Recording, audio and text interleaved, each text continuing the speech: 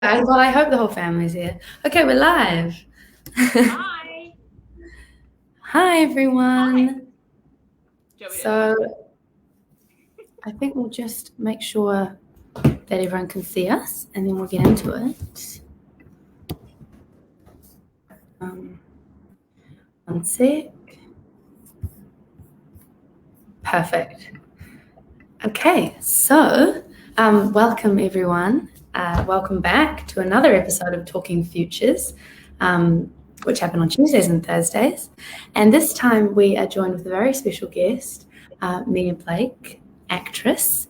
And we're very excited to hear about your story and your journey and your employment history and any of the advice you have for our job seekers that are watching. And if you guys are watching, just remember that you can use the chat to ask questions. And please don't be shy. We're keen to answer any of your questions. So yeah, we'll keep an eye on those, and I might stop you every now and then to answer some of those. But how about you just start by introducing yourself? Sure thing. So I am Mia Blake. I am an actress and I do voice work, which is like those voices that you hear on radio ads and TV ads, and sometimes in business platforms or something when businesses are pitching to their teams or whatever. I might be one of those. And I'm also I'm directing on screen, so I direct for Shortland Street as well. So, but started out predominantly as a stage actress, and then kind of just kept growing my skill base. Yeah. Awesome. That's excellent. So I guess a good thing for us to sort of start off is like, what sort of jobs did you have in the past, or sort of how did you get into acting? Did you always want to do it, or was it something later on? Yeah, no, I always wanted to be an actor. So from the age of, I want to say 10 for sure, I wanted to be an actor. And kind of just always thought that would happen and didn't really think about paying bills and stuff. I just kind of assumed that it would be possible. I did maybe think that I was going to go to England and join the Royal Academy of Dramatic Arts, the RADA. Yeah. For a long time, I thought that was going to be me, and I was going to be like in the Shakespeare company and stuff. Yeah. And then that changed as I got older. But yeah, my first jobs were for my best employer, which was my mother. Bridget Thamapiao is a very shout out. She hired me for cleaning. Yep. I wasn't shy to did not hold back on things that I missed, and has helped me very strict for my own cleaning history. And then I moved on to ironing. Oh, okay. She hated ironing, so she would pay me to do ironing, which was my favorite because I could watch Oprah, daytime TV. I could watch Oprah and iron for Mum. And then I had to like get a job, like a proper job, a different way. So I moved into retail, and that was actually a family friend hired me. So you can see there's a little bit of a connection. And well, it's all about who you know. It's all about those connections. And worked in retail, which I really, really enjoyed because you actually kind of need a lot of acting skills for retail. Yeah. And kind of reading the room, reading your audience. You know. And absolutely. So I really enjoyed that. And then I moved into hospitality, did a lot of cafe stuff. Mm-hmm. And also at the beginning of my, career, at the very beginning of my career, where I was literally earning, like, I think we would do a show we would rehearse for 4 weeks and we would do a show performance for 3 or 4 weeks, and at the end it was a co-op, which meant that everyone put the money in and then you paid everything off, and then at the end you gave the people their money, and at the end of one of them I got $340 for 8 weeks work. I was doing so well. So, you know, whilst I was creating my career, I was also working, holding down little jobs and stuff like that. And that's a lot of cleaning. Yeah. I mean, that's good to hear, because I guess we're encouraged, and we encourage the people that come on our program as well, that we have these long-term goals. And it's nice to hear you say, like, you were sort of developing skills in acting in a retail job, for example, because it is finding those opportunities for jobs where there's something that draws you to it. You know, there's something that draws you to it, and there's something that you could develop, and it's kind of moving towards where you want to go. And it's good to know that, you know, people in reality do pathway onto those jobs with a bunch of different employment options. So that's super interesting. I guess another question for an actress especially, which we want to know, is like, what does a sort of typical day in your job look like? Well, it really varies. So if you're working, your whole world just is the job. So right. You're doing a stage show, you're rehearsing, you go to rehearsal, you come home, you're learning lines for the next day. And then when you're performing the show, you're performing at night, and so you're often up quite late, and so you probably sleep in, and then you get nervous. I get nervous around 3 o'clock, and so my day is actually quite short, where I can actually put my mind into other things. And sometimes you might be actually doing something else or working on something else during the day. But in all honesty, if most of your time, like, the thing you need to learn to do as an actor or anyone in the arts is actually what you do with the time when you aren't working. Yeah. So who you spend your time with, and how you keep your creative energy alive, and you don't sort of get sucked into feeling like you're never going to work again.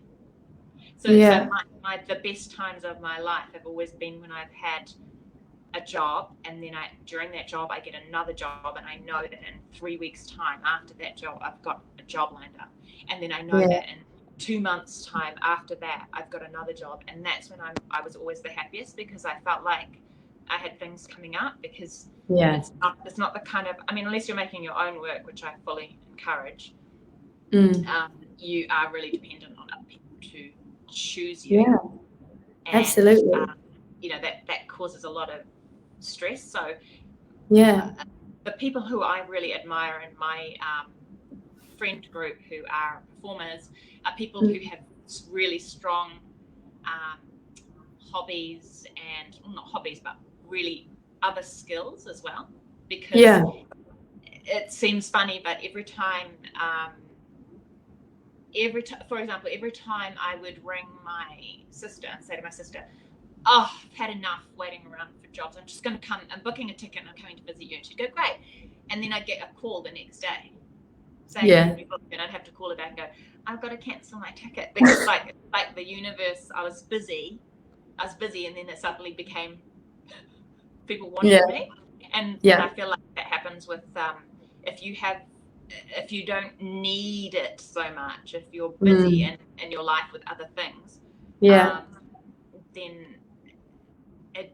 you're not sitting around waiting for those jobs, if that makes sense. Absolutely. Yeah, for sure. And I think like listening to you say that sort of reminds me in a way of the job hunting process, like that a lot of people on this program are going through. Like, I guess it's about a lot of it is about resilience, and how I guess because of the nature of it, I mean, you've been very successful, but like how one deals with rejection, or I guess auditions are a little bit like job interviews in a way, sort of presenting yourself and selling yourself, and like you're being really vulnerable, like totally.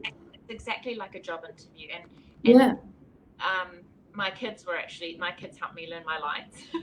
that's why I had children, and they're really good at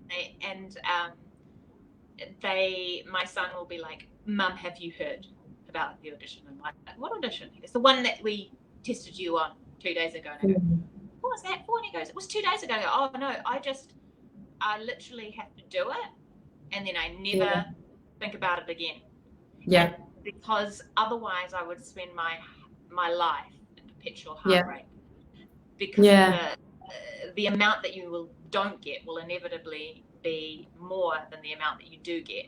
So you just kind of have to put your all into it, and then you walk out the door and you go, "I've done my job." Absolutely. Then it's a joy when you get the phone call. And a friend of mine said to me, he said, what you need to be worried about is when you don't get any more auditions. So the audition, so for example, for someone who's continually thinking, "Oh my God, I want to get this job, and it's frustrating doing more and more interviews, but keep being in the interview. Like, you will get one. When you worry is when you're not going to them and when you're not doing anything. That's right. And I guess that's interesting, because I guess, like, would you audition for a lot of jobs, and like after you audition for one, you wouldn't think like, now I'm going to wait until I know if I get that one to audition for other things. Like, you're constantly auditioning. I used to. And then I realized that every other actor was like, "Oh, yeah, I know they clash, but I'm available. I'm available to whoever offers me the job." And that's like why we encourage that. Like, we sort of, the more you have in the pipeline, the more options you have, like you were saying, you're going to have you might have so many, or not so many rejections, but you might have setbacks, but then there's going to be one, and if there's a bigger pool to work with, then. And also you are valuable. Like, you often forget. Like, I remember when I first started working, like in cafes and stuff, a very lovely woman who has become a really good friend, who's a bit older, she said to me, "You don't realize how valuable you are to an employer." And I was like, "What do you mean?" And she's like, "Here you are worrying, blah, blah, blah." And she said, "You're reliable, you work hard, you're good to be around. It's like, you don't, okay, you might not know this part of the job, but they can teach you that." Like, I think a lot of people who are actually really good employees underestimate purely how important it is to have enthusiasm and to be a team player. And absolutely, people will teach you. Like, I would much rather have someone on my team who brought really good energy and vibes that I could teach to do simple things, that then go, okay, and then I'm helping with their journey. And then they have you have like a really good team environment because they trust you to learn, to teach them as well. It's not like an environment where you're kind of like, "No, you're wrong," and you're putting people down. So you always remember how valuable even just putting yourself out there and being enthusiastic can be. Absolutely, that's really incredible advice. Like, that helps instill confidence in me. Like, I feel like for anybody listening, that's such a good confidence booster, to go on with the mindset, like, actually they would love to have me on because of all the reasons that you were saying. They should be so lucky, and if they don't, it wasn't meant to be. Absolutely. You don't want to work with people who don't want you there. Like-minded. We've got a couple of questions that have popped up. So we've got one from Ed. Helen, I'm just going to turn. I just realized there's this really noisy thing here. I'm just going to turn this off. That's okay. There we go. That's been bugging me. Oh, that's better. Sorry. So up on the screen, I've popped Ed's question up here. You don't have to name any names, but so he's asking, have you had any directors that were bad or unequipped to do their job? If so, how did you deal with that situation? And if you haven't, how do you think that you deal with it? So I've been really, really lucky in that we have such a small industry in New Zealand anyway. You don't last long if you are not personable in some way. So you can have different ideas in terms of creatively how you're going to make something. Yeah. Ultimately, you have to be a pretty good person, otherwise people just won't work with you. Yeah. I have had a couple of experiences when I was really young, when I was about 19, and those were cases of I won't be too specific, but those were cases of people who were sexist, right, and misogynistic, and who I was 19 or maybe a little bit mid 20, and it was a case of me not being. It was before the Me Too and all that, and it was a case of like me not having the voice and confidence to say you're actually being a jerk, and then thinking, because there were two different one particular instance, and he was older and a lot more respected, and I just sort of thought I just have to put up with it. You know, I would kind of get sulky about it, and half the time I was just in shock about that somebody, and it wasn't a director, it was a co-star, but it took me a really, really long time and I'm probably still not over it, but to kind of go, like, he would arrive and I would leave at parties and stuff like that. Yeah. And I don't even think he realized the stress that he caused. But now it's a different environment. And you have things like intimacy coaches, and now that I'm directing, I'm so aware of these things and the dynamics between people, and like I'm just so happy about having intimacy coaches and things like that, where there are so many points and places during the process where someone can say, I'm uncomfortable. Yeah. And everyone goes, oh, you're uncomfortable. Okay. And I'm just like, oh my God, I wish everyone my age goes, oh my God. That's incredible how far it's come in that case. Yeah. And sometimes it goes almost too far, but it's better to be, better be safe. To feel like you are in control. And I think in terms of Ed's question, have you had any directors who were bad? Or I've had directors who were they just weren't very good. And you just kind of, as an actor, you just have to take what you get. You just kind of have to figure out, okay, this is what the story demands, and if you have a bad director, it's more that you're on your own. You realize that you're actually on your own. So you often start to look to the cast to kind of like rally together and make something of it. But then again, at the same time, having said that, especially with screen, you can't see yourself. So sometimes you think they're being a bad director, but actually they're seeing something different than what you think you're putting out. I see. It's not as kind of black and white as bad or good. It's more you have to figure out how to talk to each other and what's the end game? What are you making? How do you want to make it? And try and meet each other in the middle to create that thing. Yeah. Absolutely. And that's cool. And that's like, it's a challenge, but I guess it's cool to rise to it, and it opens different sort of areas in the creative scene. Sometimes you'll make something you think, oh, that's terrible. And then everyone loves it. And then sometimes like one particular thing that me and another actor made, we loved it. We loved the process so much. And then we watched it separately. And then I rang him, and he just didn't say anything for ages. And I didn't for ages. And then it was just like, that was awful.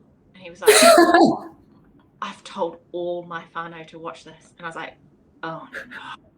And we just sat in silence because it was so bad. And we thought it was going to be amazing. So sometimes your perception of how it's going and how it actually ends up, they're quite different things. You got to draw from those different perspectives. You got to trust. We've got a question from Shekinah, and she is asking, what did you enjoy most about doing hospitality? So hospitality is, again, something that I could really use a lot of my acting skills with as well. Yeah. The thing I enjoyed most about hospitality, which is the thing I also enjoy most about what I'm currently doing now with acting and directing, is working in that team. And hospitality is very much like putting on a show. Yeah. You have your front of house people, you're coming out, you're meeting people, and you're giving them their meal or their da-da-da and having their experience, I guess. Yeah, you're creating an arena of like trust for the patrons, and you're like, they've come out and they might come in a bad mood and leave in a good mood because of what you gave them, and they might come in.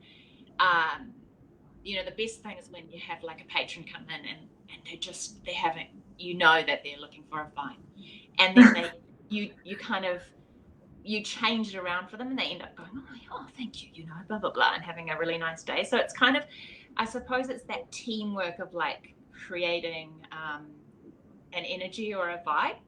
Yeah. Because when I go into a cafe, I can tell immediately if the staff are happy. Yeah, absolutely. That makes me want to stay. And if they're not happy, I often don't want to stay. So it's the teamwork. Yeah. Yeah, that's a cool take on hospitality. That is it is obviously like contributing to the experience of these people. I guess unlike retail, the difference I always found between retail and hospo was like retail is sort of you're trying out your persuasion, like you should buy these because this and this, and you're working out their personalities so that you can try and target them and what they might need. And then hospitality, like you're not forcing anything on them because they're coming in because they're going to spend money, but all you're doing is enhancing their experience, and so they come back, I guess, which is cool. I found with retail, I would never try to sell anything. Yeah. And I would sell loads. So I just look at them like as if they were a friend, because I know that when I go shopping for clothes, it was clothes stores that I went at. Yeah. You're really vulnerable. You are really, really, you're bringing all your insecurities in, and you can try one thing on and then you can be just like, and just go home. So it's like, it's quite a challenge to really listen to what they want and like maybe show them something that they didn't think that they would like. But like get them to a place where they just feel really like they've had a really good time. And then even if they don't buy something off you that day, they will come back when you work again because they trust you.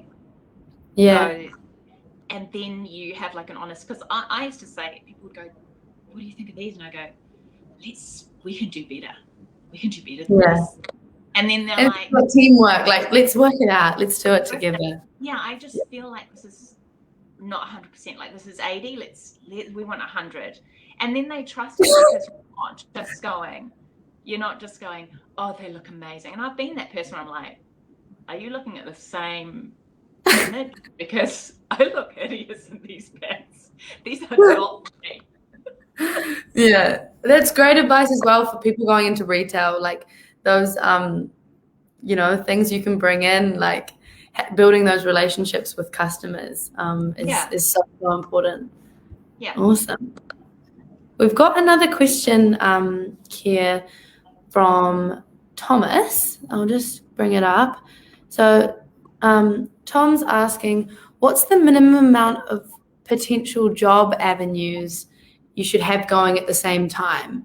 Or he said, or the maximum amount. So I guess it's like, how much should you sort of spread, your sort of like sights into, I guess? I think the answer is very personal. I think it's when you're doing too much when it affects the quality of your work. Yeah. So some people I know can have a baby and be on set with a 6-week-old baby, breastfeeding, shooting episodic TV, they're doing show at night, and I just go, oh my God, no, it's too much. Yeah. I like to do 1 really focused thing. Yeah. I can do like a show. I have done a show where I've been performing at night and rehearsing during the day. But even then, I find that quite taxing. That's a huge amount. Yeah. Depends what the show is as well. Like depends how big the show is. So I think it's about knowing your own self and being really honest. Okay. Yeah. Try and have too many, balls up in the air is like, that's fine if you are maintaining what you should be doing at the standard you want. But if it's affecting, if you're kind of doing all of them a little bit half-assed, I would change. And I know that a few of people in the program as well, like, they have got these creative things that they want to pursue. And I know that like doing a creative, having maybe creative goals or a creative career path, you will experience, like you were saying, working in, gateway or pathway jobs to be able to reach that point, having to make money while you are creating a portfolio or working on your film reel or, making music or auditioning and things. So I think in that regard, like definitely it's what's possible. It's always great to surround yourself with the people who you would like to work with. So like when I worked one of my cafe jobs, it was actually part of the Penthouse cinema in Brooklyn and Wellington. So I used to be able to watch free movies, and a lot of the other people who were there were creative, and I would see people coming in and watch movies. Or I did work experience at the State Opera House. Awesome. Like try and find things that other creatives are doing too to get by, so that you have an ally. And if you don't have that in the time that you do have off, because it is exhausting just trying to be creative on demand, that's really hard.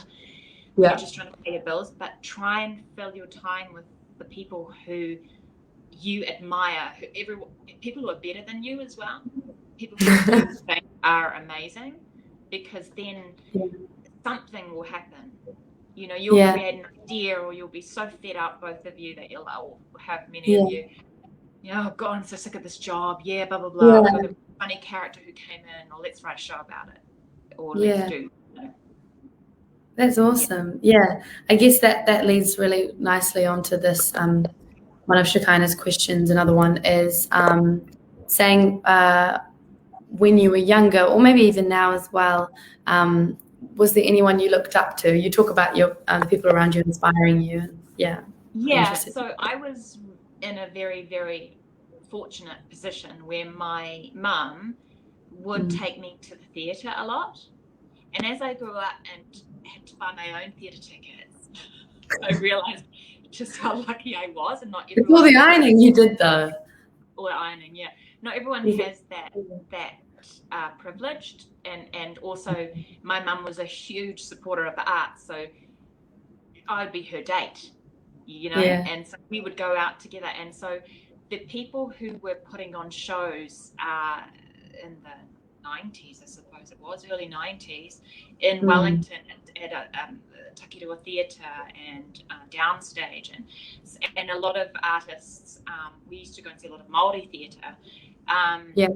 So I was seeing people on stage who looked similar to me. I was seeing Rachel House and Nicola Kawana and Nancy Bunning, and I was seeing George Henare, and then I was seeing people who didn't look like me, who were amazing, like Jennifer Ludlam and Nathaniel Lees, and I think that those people, because I was so infatuated with being on stage as well, I really looked up to them. I just wanted to work in the theatre and have, like, my job be to like go and do shows. Like, I just couldn't believe it. And then I would see them around town in Wellington, and I'd be like, oh my God.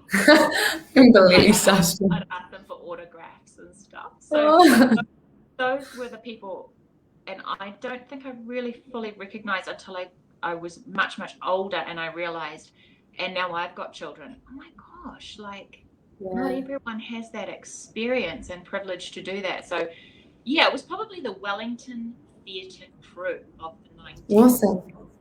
Yeah. Awesome. That's great. We've got some good questions coming in now as well. This one is great. Having Tongan heritage, how has that played a part in your career and as an actress in your life? And you sort of touched on it, but if you want to talk a little more about that. Yeah. So I'm really lucky that my father is Tongan and that I have Tongan heritage, that I was born there and lived there for the first 5 years, and then we went to Timaru, which is quite a change from Tonga. Yeah. So pretty much, how has that played a part in your career? Well, it's just always there. It's just always a part of you. But I suppose my biggest thing that I struggled with, and I'm still coming to terms with, is that I just don't look Tongan. Like, I look Greek, Italian, Portuguese, whatever. You've had a lot of different ones.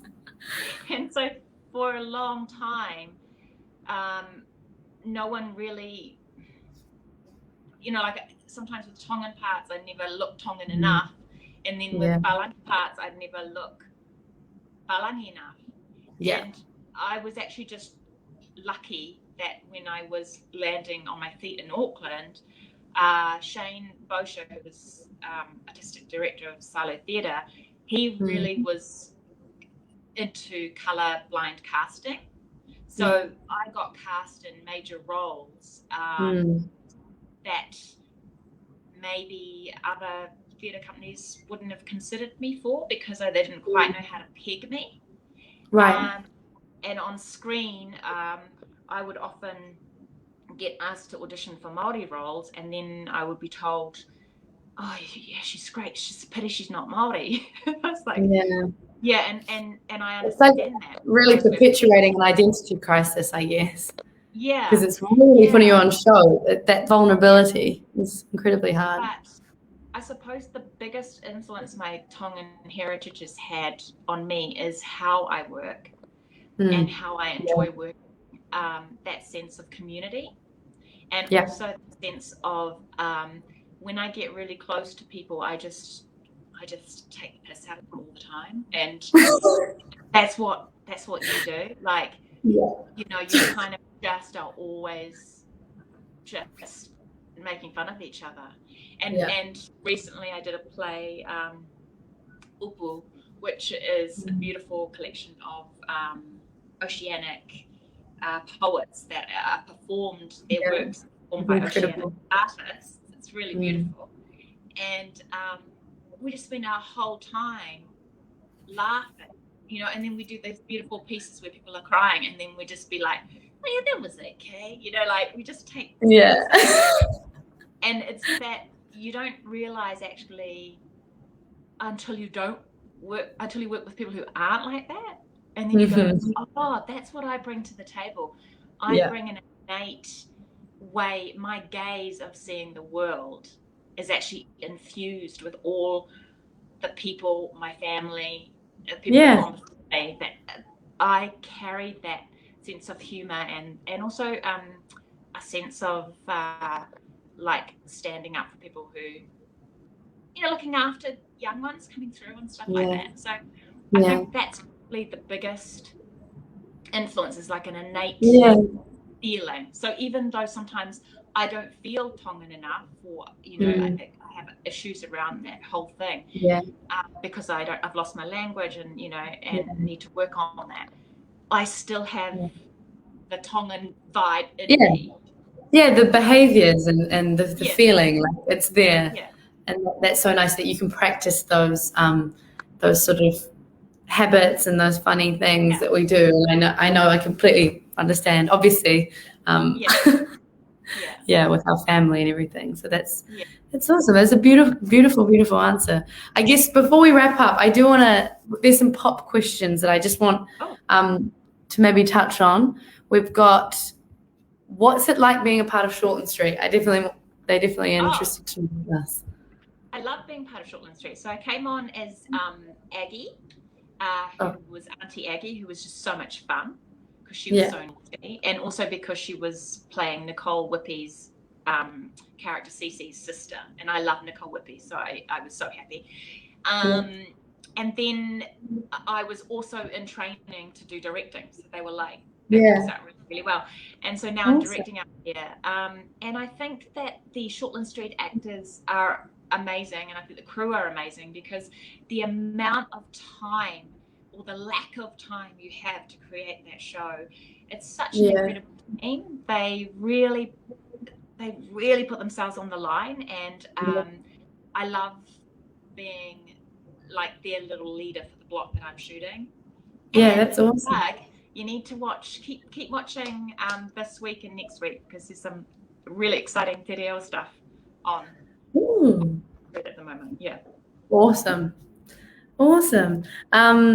Well, we think we probably have to wrap it up there, but thank you so much for those beautiful words. I'm feeling very inspired, and it was great for you to answer those questions from some of our listeners. And thank you all for watching again, guys. I think the way we always usually wrap it up is we ask our speakers if there's any piece of advice that you would give to our job seekers that are in the job hunting mode, putting in applications, doing interviews, and if there's any advice you would give at the moment. So I think always be aware of your end game, but be aware that you might not land at your end game straight away. So use the path that you have. Like, for example, I didn't want to work in a cafe my whole life, but I used it to leverage, things to help me along the way to the end game. And look to who you surround yourself with. So, go for jobs, but also take jobs that like really give you something as well. And I know that can be scary if you're just looking for a job, but don't be afraid to go, you know what, this job is actually not what I want.